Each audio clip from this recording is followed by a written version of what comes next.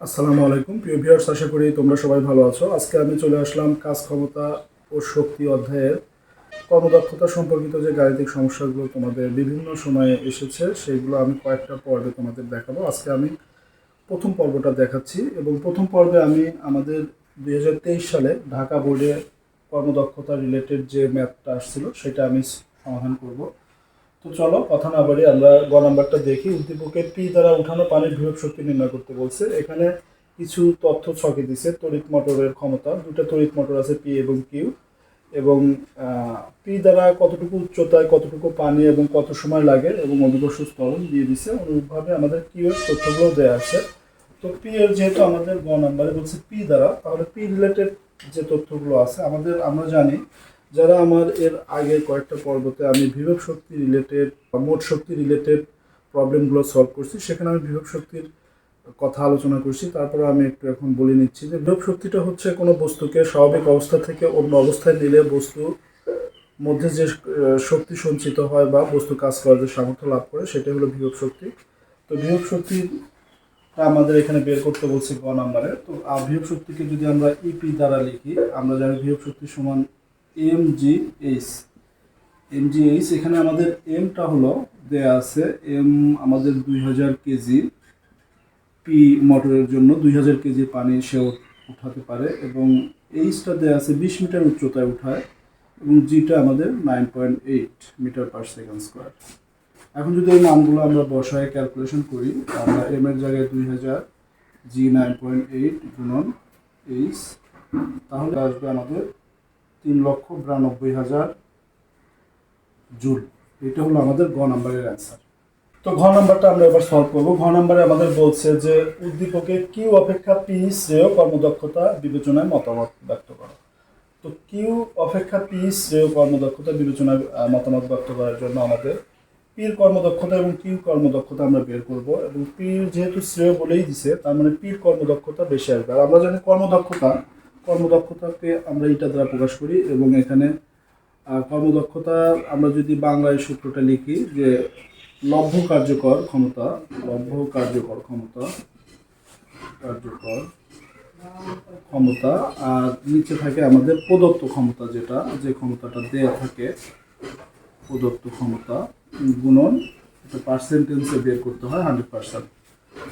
তো লব্ধ কার্যকর ক্ষমতা এটা আমরা প্রতীক দ্বারা যদি ইউজ করি, তাহলে লব্ধ কার্যকর ক্ষমতাটা হলো পাওয়ার অফ আউটপুট বলতে পারি আমরা, আর প্রদত্ত ক্ষমতা সেটা হলো পাওয়ার অফ ইনপুট গুণন 100%। এই সূত্রটা হলো আমাদের কর্মদক্ষতার সূত্র। তো অনেক সময় নাম্বারের কর্মদক্ষতা কাকে বলে, সেক্ষেত্রে আমরা যদি এভাবে বলি যে লব্ধ কার্যকর ক্ষমতা এবং প্রদত্ত ক্ষমতার অনুপাতকেই কর্মদক্ষতা বলে, আমাদের হয়ে যাবে। তো কর্মদক্ষতা এখানে পাওয়ার অফ আউটপুট এবং পাওয়ার অফ ইনপুটের ক্ষেত্রে আমাদের কিন্তু কাজ দিয়ে ওটা থাকতে পারে। তো আমরা জানি যে ক্ষমতাটা হলো একক সময়ের কাজকে আমরা ক্ষমতা বলি, তাহলে পাওয়ার অফ আউটপুটের জায়গায় আমাদের যদি ডাব্লিউ আউটপুট লিখি ডিভাইডেড টি, এবং পাওয়ার অফ ইনপুটের জায়গায় যদি আমরা ডাব্লিউ ইনপুট এবং টি লিখি, তারপরে পাওয়ার অফ আউটপুট এবং পাওয়ার অফ ইনপুটের মানগুলো যদি আমরা এখানে বসিয়ে দিই, এই টি কিন্তু কাটাকাটি হয়ে আমরা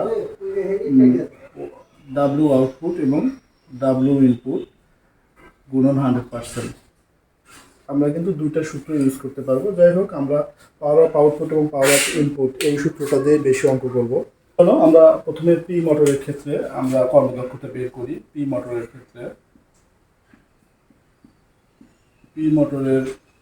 ক্ষেত্রে আমরা যদি এটাকে পি লিখি, যে পির কর্মদক্ষতা, তাহলে পাওয়ার অফ আউটপুট আমরা সূত্র জানি পাওয়ার অফ ইনপুট গুণন 100%। তাহলে এখানে আমাদের পাওয়ার অফ আউটপুট কি দেওয়া আছে পি মোটরটার জন্য? পাওয়ার অফ আউটপুটটা আসলে আমাদের mgh বাই টি হবে। তাহলে mgh আমাদের এম দেওয়া আছে কিন্তু 2000 কেজি, জি 9.8 এবং এইচ দেওয়া আছে আমাদের 20। টি আমাদের এই ক্ষেত্রে বলা আছে, টিটা বলা আছে আমাদের 210 সেকেন্ড। তো আমরা যদি এটা, তাহলে 1866 পয়েন্ট, অনেকগুলো 6 আমরা দুটো নিলাম, এটা হলো ওয়াট। আর power of power of input বলতে আমরা বুঝবো যে ক্ষমতাটা দেয়া থাকে, মোটরের গায়ে যে ক্ষমতাটা দেয়া থাকবে বা মোটরের ক্ষমতা যেটা বলা থাকবে। এখানে হলো 2.5 কিলোওয়াট। 2.5 কিলোওয়াটকে যদি আমরা ওয়াটে কনভার্ট করি তাহলে এটাকে 100 দ্বারা গুণ 1000 দ্বারা গুণ করে দিতে হবে। 1000 দ্বারা গুণ করে দিলে আমরা 2500 ওয়াট। তাহলে এখানে যদি আমরা মানগুলো বসাই তাহলে আমরা পাবো 1866.67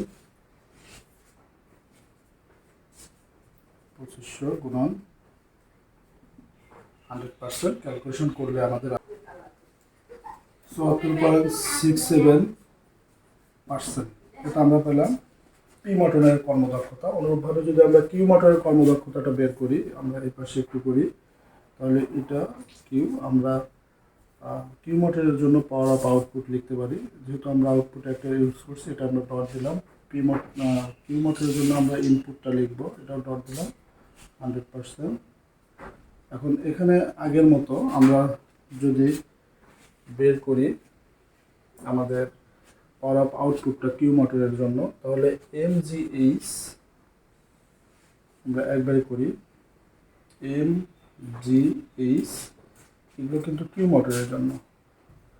তাহলে পাওয়ার অফ ইনপুটকে আমরা যেহেতু 2.4 আছে এটা কিলোওয়াট, একে যদি আমরা ওয়াটে কনভার্ট করি এটা 2400 হবে, আর টিটা নিচে চলে আসবে আর গুণন আকারে আমাদের 100% থাকবে।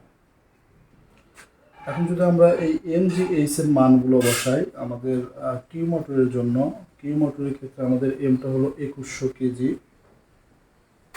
জি হলো 9.8, আর আমাদের এইচটা হলো 15, আর এখানে টি হবে হলো আমাদের 180।